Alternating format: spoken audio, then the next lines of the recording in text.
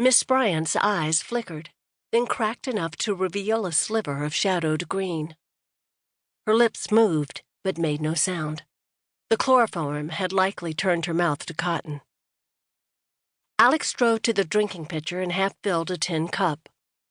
Slipping a hand behind the lady's shoulders, he eased her up just high enough so she could sip the water. This should help. Only take a little, though. She gulped twice, like a starved kitten finally given milk. Then she sank back as another moan slid from her lips. "Let me get something for the pain." Setting the cup on the bedside table, he turned to get the tincture of laudanum he'd measured. Once again, he fitted his hand under her shoulders, careful to avoid the bandages on her back. "Here you go."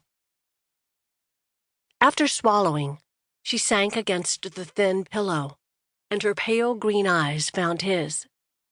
"Thanks."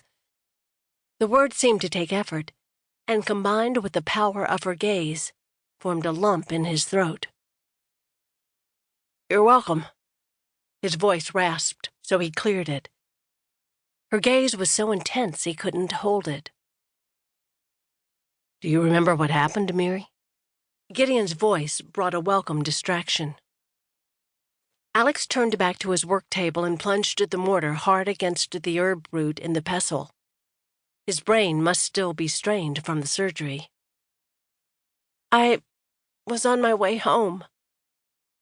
Her voice was rough, and the words came slowly. Was she having trouble remembering? They'd need to watch her for damage to the brain. "There was a deer. A buck. I didn't want to bring him down, but I knew I should. I started to dress him." Her words picked up speed, but stopped suddenly. Alex stole a glance behind him. The delicate skin between her brows drew together. Gideon patted her shoulder. "It's all right. I pretty much know what happened after that. Was on my way out when I heard your shot, then you screamed. If it makes you feel better, the mountain lion carcass is lying beside that buck you brought down." Her face relaxed into the hint of a smile, although creases at the corners of her eyes signaled the pain she still felt. "At least there's something to show for this trouble. I'm sorry, Gideon.